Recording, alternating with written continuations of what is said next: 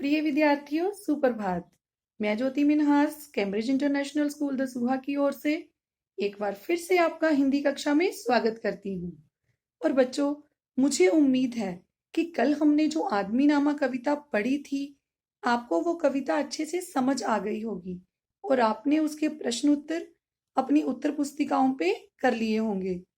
क्योंकि वो कविता जो थी वो हम लोगों से संबंधित थी। हम लोगों से अर्थात मनुष्य से, कि कैसे इस समाज में अमीर गरीब अच्छे बुरे हर तरह के लोग हैं। कुछ लोग ऐसे हैं जो कई तरह के व्यंजन जो हैं हर रोज खाते हैं, और कुछ ऐसे हैं जिन्हें एक वक्त का खाना भी बड़ी मुश्किल से नसीब होता है। कुछ लोग ऐसे भी हैं जो हर समय दूसरों का भला करना चाहते हैं, किंतु कुछ दुष्ट लोग ऐसे भी हैं जिन्हें दूसरों को तंग करके, दूसरों को दुख देकर, दूसरों को तकलीफ देकर बड़ी खुशी मिलती है। तो कवि ने इस कविता के माध्यम से हमें समाज के लोगों के विभिन्न जो रूप हैं उनको हमारे सामने उजागर किया। तो बच्चों, आज का विषय शुरू करने से पहले मैं आपसे कुछ पूछना चाहूंगी। हमारे समाज में जब टेलीफोन, मोबाइल, इंटरनेट की सुविधाएं नहीं थी, तो लोग अपना संदेश एक दूसरे तक कैसे पहुंचाते होंगे? हाँ, अगर हम राजा महाराजा लोगों की बात करें या उस युग की बात करें जब राजा लोग अपने संदेश जो हैं दूसरों तक, संदेशवाहक, संदेशवाहक अर्थात मैसेंजर, दूत, दूत कोई व्यक्ति जो संदेश लेकर जाता था, तो राजा लोग अपने संदेश संदेशवाहक या दूत के हाथ भेजते थे। परंतु उसके बाद एक दूसरे के पास अपना संदेश भेजने के लिए पत्र लेखन की प्रणाली जो है वो शुरू हुई। तो बच्चों, आज का हमारा जो विषय है वो है पत्र लेखन। आज हम पत्र लेखन के बारे में पढ़ेंगे। पत्र लेखन पढ़ने से पहले एक बार हम पत्र लेखन का अर्थ समझेंगे।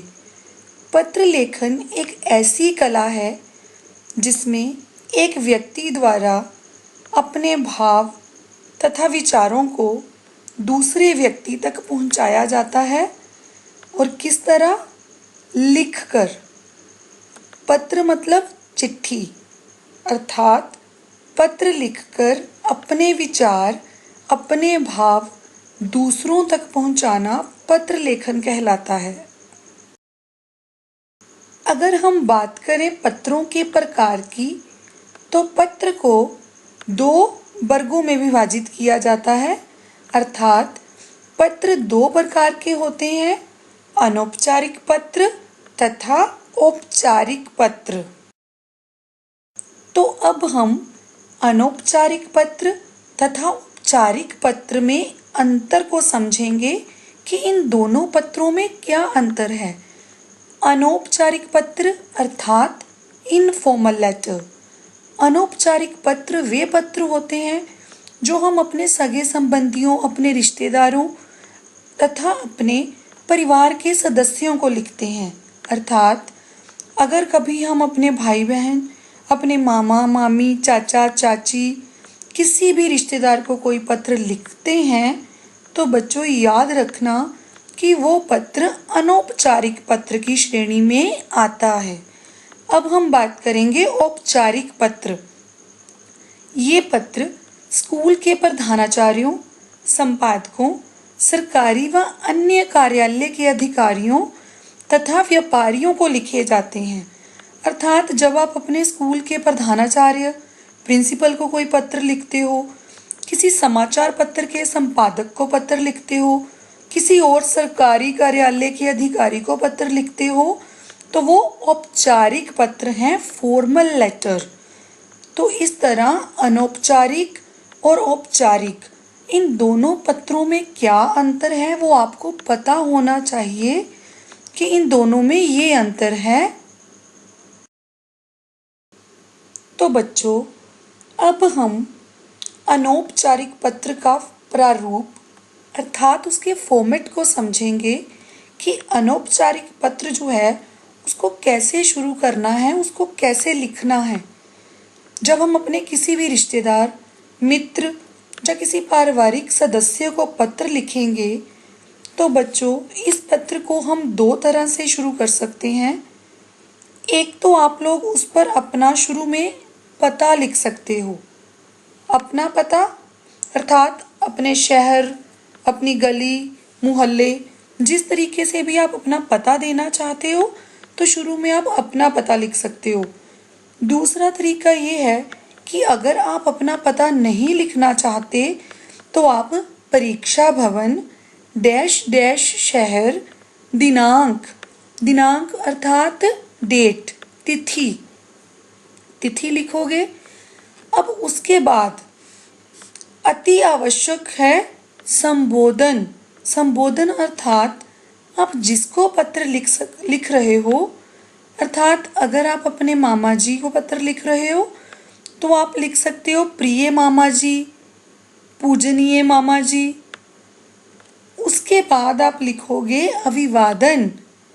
अभिवादन में अगर आप नमस्ते लिखना चाहते हो तो आप नमस्ते लिख सकते हो। अगर आप चरण वंदना लिखना चाहते हो तो आप चरण वंदना लिख सकते हो। तो इस तरह से अगर आप अपने किसी बड़े को पत्र लिख रहे हो तो पूजनीय मामा जी, पूजनीय चाचा जी, पूजनीय पिताजी, और उसके साथ चरण वंदना, गले मिलना, नमस्ते। और अगर आप किसी छोटे को पत्र लिख रहे हो तो प्रिय, प्रिय भाई, प्रिय सहेली। अभिवादन में गले मिलना, नमस्ते। इस तरह से आप अपना अनौपचारिक पत्र जो है वो शुरू करोगे। सबसे पहले परीक्षा भवन डैश डैश शहर दिनांक प्रिय मामा जी चरण वंदना। तो इसके बाद हम अपने विषय के अनुसार पत्र का कंटेंट लिखना शुरू करेंगे। अनौपचारिक पत्र जो है बच्चों उसको हम 2 पैराग्राफ या 3 पैराग्राफ में लिख सकते हैं, पर अच्छा होगा कि अगर आप अपना पत्र 3 पैराग्राफ में लिखो।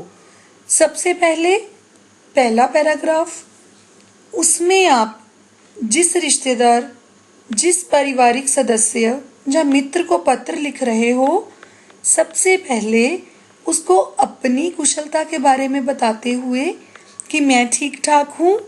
उसके बाद आप उनसे उनकी कुशलता के बारे में पूछोगे तथा परमात्मा से उनके अच्छे स्वास्थ्य की मंगल कामना करते हुए पत्र लिखोगे।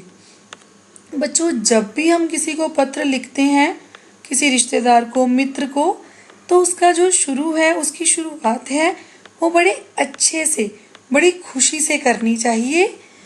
अब सेकंड पैराग्राफ में हमारा मेन कंटेंट आ जाएगा। मान लीजिए आपके मामा जी का स्वास्थ्य ठीक नहीं है, आप उनको अपना अच्छे से ध्यान रखने के लिए पत्र लिख रहे हो, तो दूसरे पैराग्राफ में आप पहले तो अपने मामा जी से उनके स्वास्थ्य के बारे में पूछोगे कि मुझे मामी जी से या माता जी से, पिताजी से आपके स्वास्थ्य के बारे में पता चला कि आपका स्वास्थ्य कुछ दिनों से ठीक नहीं चल रहा। उसके बाद आप उन्हें अपने स्वास्थ्य का ध्यान रखने के लिए कहोगे। उसमें आप लिख सकते हो कि मैं परमात्मा से प्रार्थना करूंगा कि आप शीघ्र ही ठीक हो जाओ। तो बच्चे दूसरे पैराग्राफ के बाद तीसरे पैराग्राफ में हम अपने पत्र का समापन करेंगे, अपने पत्र को समाप्त करेंगे।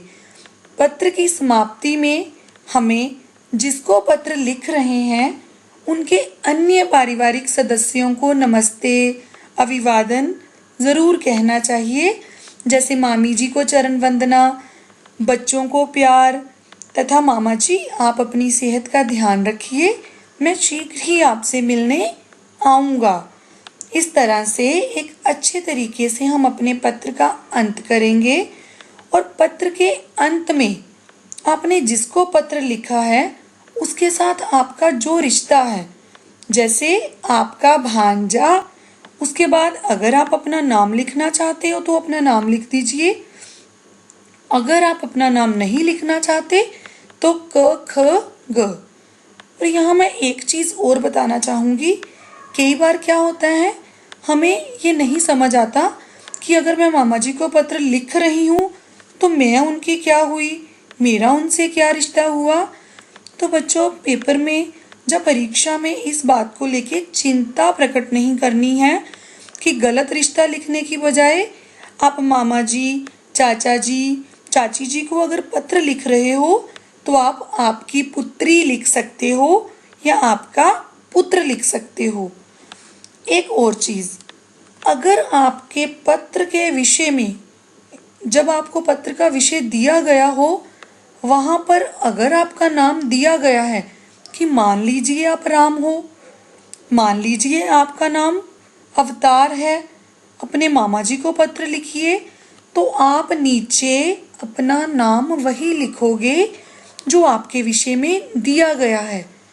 अगर कोई नाम नहीं दिया गया तब आप अपना नाम या फिर क ख ग कुछ भी लिखकर पत्र का समापन कर सकते हो। मुझे उम्मीद है कि आपको पत्र लेखन का प्रारूप और उसके नियम, लेखन संबंधी नियम अच्छे से समझ आ गए होंगे। बच्चों, अब मैं आपको गृह कार्य के लिए एक पत्र दूंगी और आप सबने उस पत्र को अपनी उत्तर पुस्तिका में अच्छे से लिखना है और उसका लिखित अभ्यास करना है। धन्यवाद। कल फिर मिलेंगे एक नई हिंदी कक्षा में।